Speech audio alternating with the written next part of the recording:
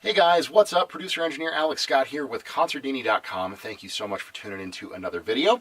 Today we are taking a look at the Dizengoff D864 Vari-mu tube compressor limiters.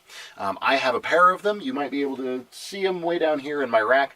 In just a second we're going to move the camera over and take a listen to some audio examples of stuff I've run through them. But I wanted to open the video with just talking about what exactly these compressors are.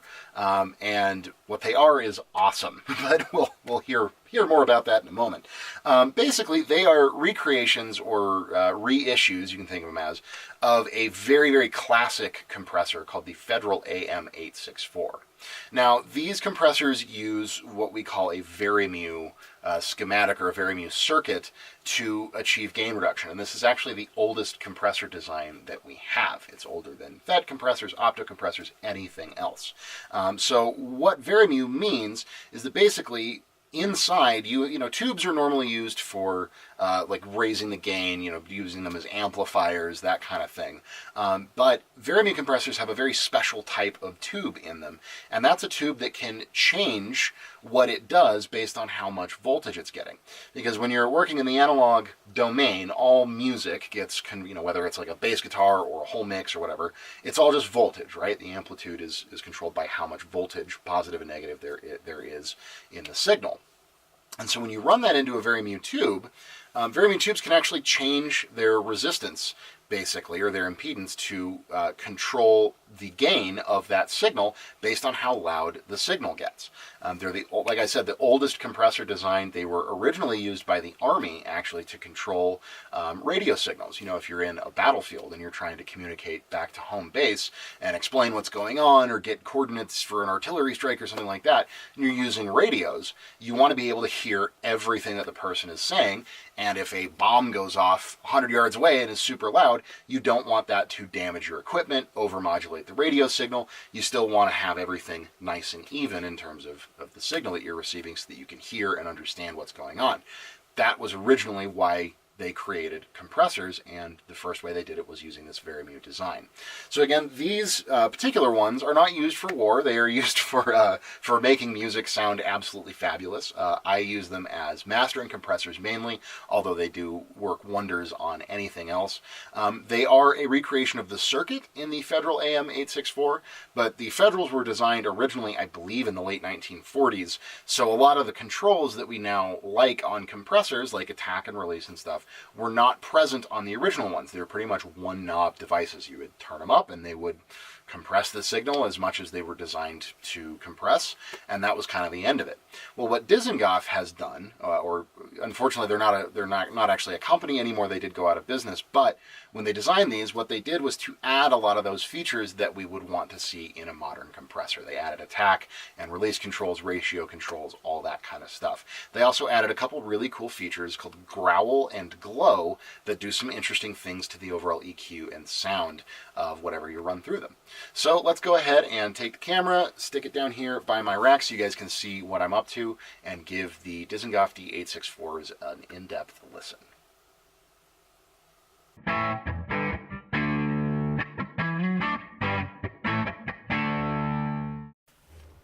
Okay guys, so here we have our Dizengoff D864 Vari-mu tube compressors. Now, you can see all of the kind of typical features you would expect on a compressor. We have our input gain, attack and release, ratio, threshold, and then some more controls over here we'll get to in a second. These all work more or less how you would expect them to, because it is a Vari-mu design and a very old, kind of unusual one at that. The attack and release are a little bit funky. They go opposite directions from one another, so what is faster and what is slower, they go opposite directions basically, so that takes some getting used to. Also, they seem to be very dependent on the program material, how loud it is, and almost on how each other is set. If you have a really fast attack, it tends to affect the release, and vice versa. So those are a little bit weird. I probably won't mess with them a ton. I've got them set where I like them for a lot of the material that I work with. I don't actually really mess with them a whole lot since I use these mainly as mastering boxes. So you can guys, if you guys have a pair of these and you want to use those settings on attack and release, they are quite nice for a lot of different material. Now, ratio does pretty much what you would expect it to. Threshold also does what you would expect it to, but I like to keep my threshold set at 0. That way I can just hit the compressor harder here or in the software if I want it to compress more. And the thread, you know, when you bump it all the way up to 10, it just doesn't quite work how I want it to. So I leave those at 0. My attack and release pretty much stay in here, and then I will mess with my ratio depending on the material. Now, the other interesting thing on these units is the growl and glow features. And you engage those by flipping the switches down, which is a little counterintuitive. But growl is a germanium distortion circuit, from what I understand. So it adds a little bit of extra grit and pulls a little bit of the gain back to compensate on your signal. That's great for if you want real smashy kind of drums. I don't really use it a ton. I think it sounds a little bit too nasty for my taste, but it is a cool feature to have on there in case you need to do some crazy drum smashing. But my favorite thing is glow, and glow adds a little bit of emphasis in the upper mids, and it just gives a nice kind of extra sheen to everything. So we'll hear that in action in just a second. Now I've got a mix pulled up here. We're just going to be hearing a clean feed of the master bus with no compression or anything on it. This is a track called Maghreb that I did when I met a musician in Morocco who played the Gwembri. He was a Berber man, a really, really wonderful musician. I won't try to pronounce his name, but I recorded a little bit of him playing and then sampled it into this cool kind of down-tempo electronica track. So this is the track Dry. Now let's go ahead and kick in the compressor. So you can already see it doing some gain reduction here. If we flip our meter to output gain, you can see we're pushing it nicely.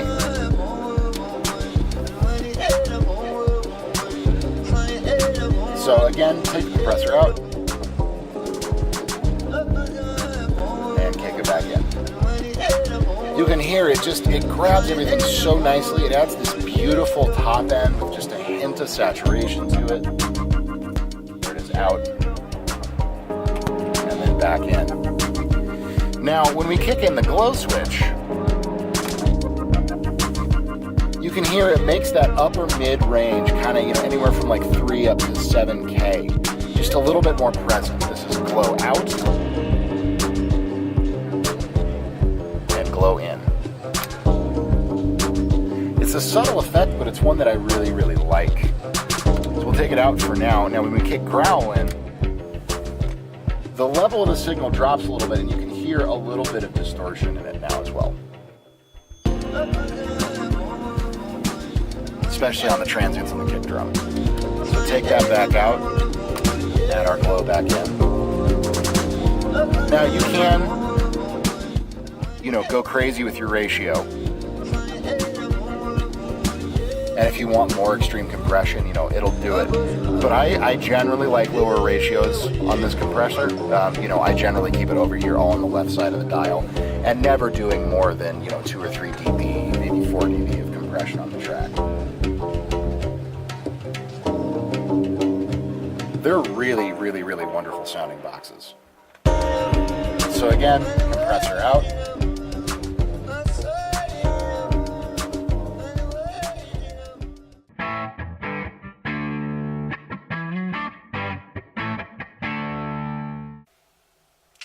Okay guys, so there you have it. Dizengoff D864 Vari-mu tube compressor limiter.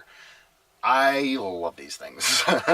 Most of my mixes that I do for clients run through these, especially if it's any kind of more old school style music, if it's like a classic rock kind of a track or a record or something.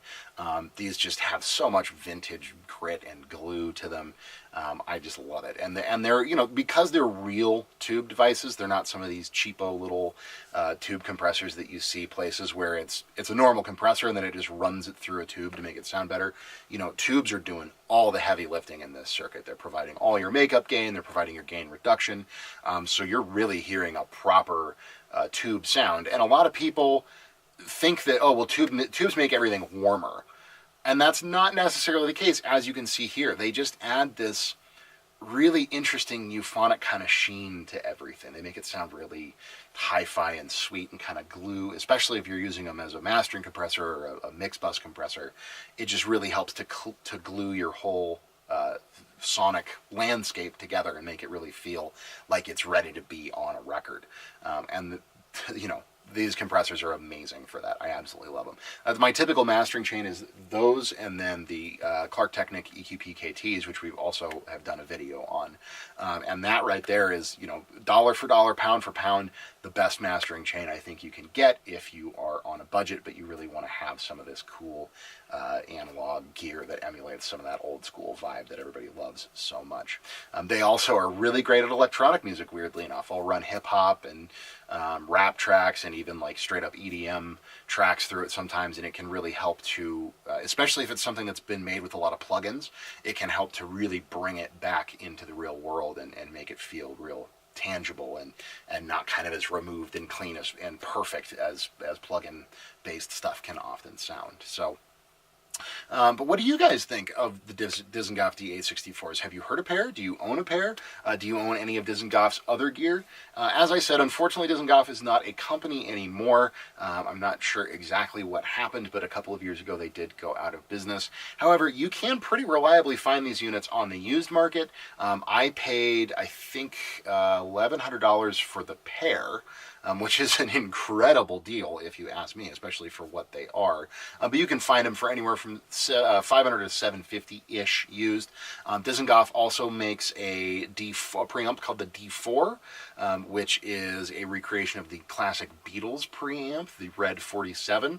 And then they also make a preamp called the DA2, which is based on an old RCA circuit, I believe. So, they have a couple of other pieces of gear, and everything that they make is very, very affordable, and I've read nothing but glowing reviews of all of their equipment. So if you're looking for some cool vintage vibe stuff and don't mind buying something used, I would definitely take a look at the Dizengoff equipment. But again, what do you guys think? Have you used it? Have you heard it? Do you want to hear it or use it? Do you think it's no good? Do you think it's awesome? Let us know in the comments down below. We would love to hear what you guys think. Again, my name is Alex Scott with Consordini.com. Thank you guys so much for watching, and we will see you in the next video.